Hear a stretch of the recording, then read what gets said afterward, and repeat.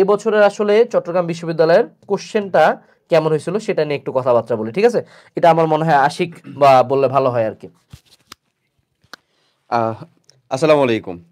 তো চট্টগ্রাম ভর্তি পরীক্ষা কমপ্লিট হওয়ার পরে আম আমরা কোয়েশ্চেন সাথে, সাথে পাওয়ার পর থেকেই আসলে শুরু করছি কোয়েশ্চেন এনালাইসিস করা। ইভেন ভর্তি পরীক্ষাতে এবার চট্টগ্রাম বিশ্ববিদ্যালয় নিয়ে আমরা ১ম কাজ করছি, যে কথা ভাই বললেন অলরেডি। এবং পরীক্ষা শেষ হওয়ার সাথে, সাথে এটলিস্ট আমার এন্ডে যারা যুক্ত ছিল চট্টগ্রাম ইউনিভার্সিটির যে আমাদের সিইউ ইউনিট ক্র্যাশ কোর্সের সাথে যুক্ত ছিল, তাদের মেক্সিমাম মানুষজনকে আমি নিজ থেকেও জিজ্ঞাসা করছি যে তাদের ভর্তি পরীক্ষাটা কেমন হইছে। আলহামদুলিল্লাহ তাদের মানে তারা যথেষ্ট আশাবাদী। বাকিটা এখন আল্লাহ ভরসা রীতিমতন। তো এই জিনিসটা অনেক ভাল লাগছে। তারা বলছে ভাইয়া যে, "ভাই ফুল সিলেবাস পড়তে যে বারবার বলতেছিলেন সেটা অবভিয়াসলি কাজে দিছে। সেটার জন্য অনেক, অনেক ধন্যবাদ।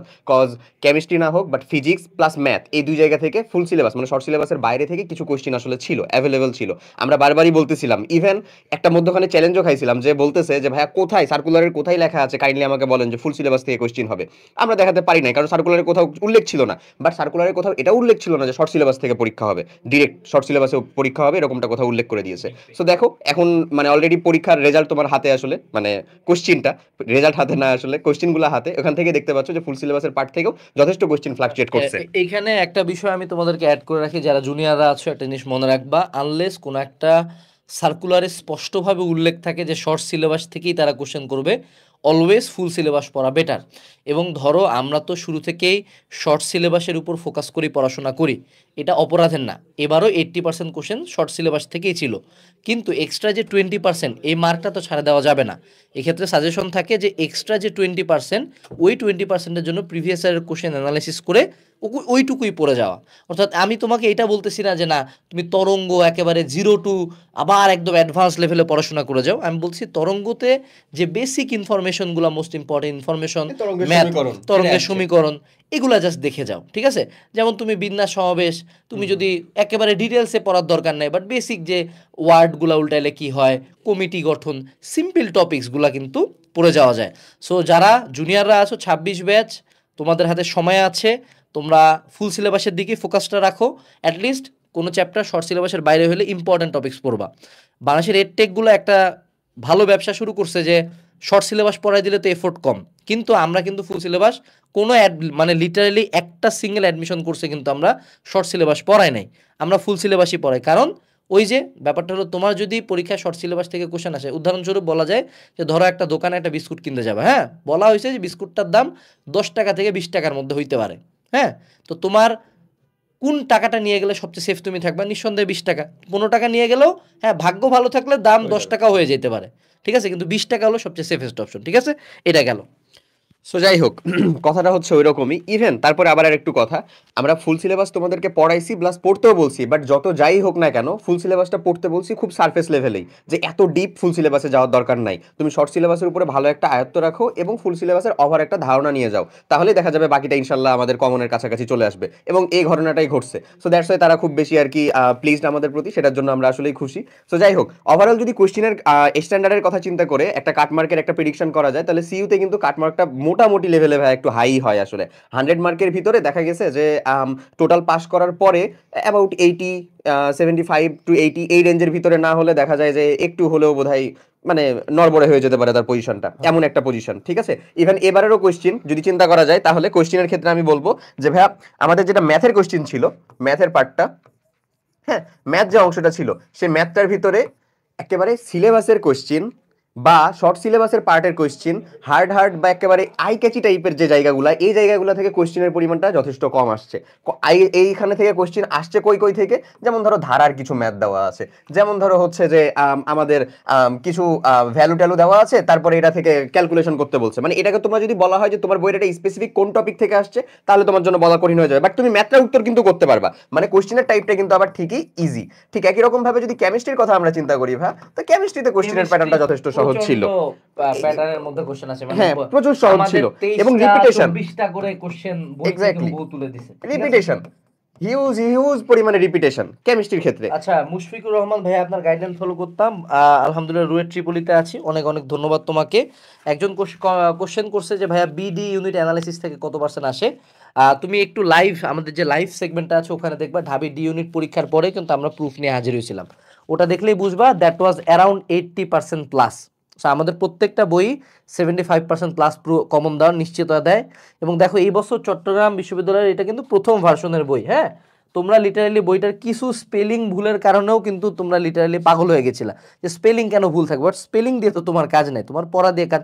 দুই একটা ভুল ঠিক করেছে, তারপরেও এই বছর ফিজিক্স 25টার মধ্যে 20টা আসছে, কেমিস্ট্রি 22টা আসছে, ম্যাথ আসছে 14টা, বায়োলজি আসছে 13টা। বায়োলজি ম্যাথের ক্ষেত্রে আমি বলি কোশ্চেনটা যদি তুমি দেখো, বেশ কিছু কোশ্চেন ছিল আইকিউ বেসড, অর্থাৎ বেসিক কমন সেন্সের ম্যাথ, আরেকটা ছিল 9-10 বই থেকে কিছু ম্যাথ দিছিল আর কি। ঠিক আছে, তো এই জিনিস দুইটা আসলে আমরা আমাদের বইতে ইনক্লুড করি নাই, বাস্তবতা এটাই। তো এগুলো নেক্সট ইয়ারে ইনক্লুড হয়ে যাবে।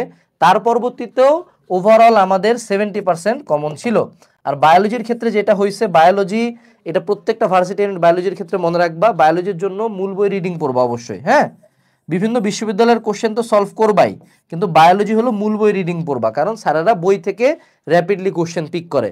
কিন্তু ম্যাথ, ফিজিক্স, কেমিস্ট্রি এগুলা তুমি খুব সুন্দর মতো প্রিভিয়াস টাইপ ওয়াইজ অ্যানালিসিস করলেই হয়ে যাবে। এখন দেখো আরও প্রুফ দেখো, আমাদের এজ কোর্স থেকে টোটাল 81% মেবি কমন আসছে, ফিজিক্স ক্লাস থেকে 21টা কমন আসছে 25টার মধ্যে, কেমিস্ট্রি 23টা কমন আসছে, ম্যাথ আসছে 13টা, বায়োলজি লিটারালি 24টা কমন আসছে। এখানে পয়েন্ট টু বি নোটেড, আমাদের যে বায়োলজি টিচাররা ক্লাস নেন তারা সাধারণত ওই প্রিভিয়াস ইয়ারের কোশ্চেনের বাইরে অনেক এক্সট্রা ইনফরমেশন ক্লাসে পড়ায় দেয়, এই কারণে কিন্তু কোর্স থেকে বায়োলজি কমন আসছে। এখন তোমাকে একটা নোটিসেবল পার্ট বলি, তোমাকে একটা বই দেখাই। এ দেখো, এইটা হলো তোমাদের চিটাগং ইউনিভার্সিটির physics, chemistry, math, biology, Bangla, English সবগুলো একটা বইয়ের মধ্যে, অর্থাৎ পার সাবজেক্ট 100 পেজ। সো 100 পেজের একটা জায়গা থেকে তুমি যদি 70% কমন পাও, তুমি যদি 70% মার্ক এই বছর পাও, তুমি ইনশাল্লাহ চান্স পাবা না, তোমার একটা ভালো পজিশন থাকবে। ঠিক আছে, 3 ডিজিট বা 2 ডিজিট একটা পজিশন থাকতে পারে। এক, 2 নাম্বার, আমাদের চবি যে কোর্স, যেটা এই কোর্সে ক্লাস কয়টা ছিল বলো দেখি, এখানে একটু তাকায় দেখো তো, 20টা। ফিজিক্সের ক্লাস ছিল আমি দেখছিলাম মাত্র 4টা ক্লাস, 4টা ক্লাসে আমরা যতগুলা পারি কোশ্চেন সলভ করাই দিছি, সেখান থেকে লিটারালি 21টা কোশ্চেন আসা, এটা কিন্তু বিশাল অ্যাচিভমেন্ট, এটা তোমরা বুঝো না। সেই সাথে সাপোর্টিং ক্লাসগুলোও কিন্তু ছিল। তো তোমরা যারা কিউএনএ এজ কোর্স কিনতে একটু থামে যাও, দেখো আমরা টপারদের টিচার না, আমরা কখনো তোমাকে টপ করতে বাধ্য করবো না, টপ তুমি আমাদের এখান থেকে হওয়ার দরকারও নাই তোমার, আমরা টপার চাই না। আমাদের টার্গেট হলো যারা দুর্বল, যারা একটু কম পড়ে, যারা লাস্ট মোমেন্টে ট্যাকটিক্যালি খেলতে চায়, তাদেরকে কমন দেওয়া। এই জন্য প্রত্যেকটা এক্সামের পরে বাকিরা টপারদেরকে নিয়ে লাইভ করে, যারা যারা চান্স পাইছে তাদেরকে নিয়ে লাইভ করে। আমাদের লাইভ থেকে যে দেখো, আমরা আমাদের যে প্রমিসটা করছিলাম যে কমন আসবেই, আমাদের ডায়লগই তো কমন আসবে, সেটা আমরা বজায় রাখছি। সো এইটা কিভাবে হয়, এটা অ্যাজ অলওয়েজ আমি আবারও প্রসেসটা বলে দিই, এটা প্রত্যেকটা ভিডিওতে বলতেছি যাতে তুমি প্রসেসটা ফলো করতে পারো। তুমি আগে একটা কোশ্চেন ব্যাংক নিবা, এই কোশ্চেন ব্যাংকটাকে তুমি চ্যাপ্টার ওয়াইজ আর টপিক ওয়াইজ ভাগ করবা। মূলত কোশ্চেন ব্যাংক সাল ওয়াইজ থাকে, সাল ওয়াইজ পড়া যায় না, ওটাকে চ্যাপ্টার ওয়াইজ ভাগ করতে হয়। এই যে তুমি চ্যাপ্টার ওয়াইজ টপিক ওয়াইজ ভাগ করলে, এটার সাথে তুমি একটু থিওরি অ্যাড করে দাও, যে প্রত্যেকটা টাইপ এভাবে সলভ করতে হয়। যেমন এবছর ফিজিক্সের অনেক কোশ্চেন আমাদের বইয়ের ভিতরে থিওরির একটা লাইন থেকে আসছে, থিওরিটিক্যাল, কিন্তু চট্টগ্রাম বিশ্ববিদ্যালয়ে বেশ কিছু কোশ্চেন দিছে, ম্যাথ দিছে কম। হ্যাঁ, তারপরে এই থিওরিটিক্যাল কোশ্চেন, এই যে তোমার একটা বই রেডি হয়ে গেল, এটা কিন্তু ডক ফাইল, তাই না? এই ডক ফাইলটাই হলো আমাদের কিউএনএ পাবলিকেশনের বই, অর্থাৎ কিউএনএ পাবলিকেশন এক্সট্রা কিচ্ছু দেয় না, এই জন্য আমরা এত ছোট ছোট বই লিখতে পারি। এবং এই যে কিউএনএ পাবলিকেশনের বই আছে না, এখান থেকে আমরা পাওয়ার পয়েন্টে স্লাইড বানাই, ওইটার উপরে আমাদের টিচাররা ক্লাস নেয়, এই জন্য এজ কোর্স থেকে কমন আসে। বাট আলটিমেট মাদার ফাইল কোনটা? Question bank. সো যেই বিশ্ববিদ্যালয়ে ভর্তি পরীক্ষা হোক, কোশ্চেন ব্যাংক অ্যানালাইসিস করে ওটার উপর ভালো মতো পড়াশোনা করবা। ঠিক আছে, এটা গেল।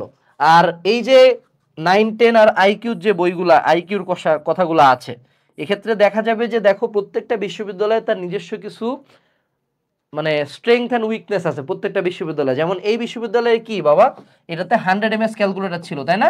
সো এখানে আসলে ম্যাথ না পারলেও তুমি ইজিলি মিলাই দিয়ে আসতে পারতা, এমন কোনো ম্যাথ আসে নাই। কোশ্চেন আমি বলবো নিঃসন্দেহে ইজি ছিল, বাট প্যাটার্নই ছিল। যেমন চবি কিন্তু অনেক আগে থেকে এই যে এই টাইপের কোশ্চেনগুলো আইকিউ বা ক্লাস 9-10 এর ম্যাথটা দেয়, চবির কোশ্চেন ব্যাংক যদি কেউ করে থাকে সেই ম্যাথগুলো পাবে। সো তুমি যদি বিগত বছরের কোশ্চেন চবি কেন প্রত্যেকটার জন্য সলভ করে যাও, তুমি পারবা। তারপরেও তোমাদের একটু সময় নিয়ে, ভাইয়া বুটেক্সের জন্য কিভাবে পড়বো? ভাইয়া বুটেক্সের জন্য to be honest that is engineering preparation, ইঞ্জিনিয়ারিংয়ের পড়াশোনাই করবা আর বুটেক্সের প্রিভিয়াস ইয়ারের কোশ্চেন সলভ করে যাবা। বাট আমি বলবো বুটেক্সের কোশ্চেন ব্যাংকের চেয়ে বেশি ইঞ্জিনিয়ারিং যে কোশ্চেন ব্যাংকটা আছে সেটাই হার্ট অ্যান্ড সোল সলভ করে যাও, বুটেক্সের জন্য মোর দেন ইনাফ ফর ইউ। ঠিক আছে, এটা মনে রাখবা। এখন বুটেক্সে দেখো কম্পিটিশনটা অনেক লো হয়ে যাবে বুটেক্সে, কিন্তু ইজিলি এবছর চান্স পাওয়া যাবে। কারণ কি, বুয়েট শেষ, ঢাবি শেষ, সবগুলা ইঞ্জিনিয়ারিং শেষ, মেজরিটির রেজাল্টও দিয়ে দিছে, যার কারণে যারা এগুলাতে চান্স পাও পাবলিক সরি ওরা বুটেক্সে পরীক্ষা দিতে যাবে না। সো তোমার একটা হিউজ চান্সেস থাকবে, ঠিক আছে? সো যারা এই লাইভটা দেখতেছো বা এই ভিডিওটা লাস্ট মোমেন্টে যখনই দেখবা, মনে রাখবা আমরা ইনশাআল্লাহ সামনেও কমন দিব। একটা 1.5 ঘন্টা 2 ঘন্টার ক্লাস থেকে কমন দিব, যেমন ঠিক তেমনি 100 পেজের একটা বই থেকে দিব। সো আমাদের উপর ফেথ রাখতে পারো। আমার কথা হলো অন্য জায়গায় পড়ো, অন্য জায়গায় লাইভ করো, অন্য জায়গায় বেসিক থেকে পড়ো, আমার কোনো সমস্যা নাই। বাট তুমি সাজেশন কিনে না, মানুষ পরীক্ষার আগে আগে টেস্ট পেপার কেনার পরও সাজেশন কিনে না, ছোটবেলায় কিনতা না, ঠিক এরকম আমাদেরকে সাজেশনের মতো পাশে রাখবো সব সময়। এই জন্য আমাদের প্রাইসিংটা ওরকম কম হয় যে মেইন প্রোডাক্টের অন্যান্যদের যে দাম তার 10 ভাগের 1 ভাগ আমরা প্রাইস রাখি, যাতে যে কেউ এটা অ্যাফোর্ড করতে পারো, ঠিক আছে?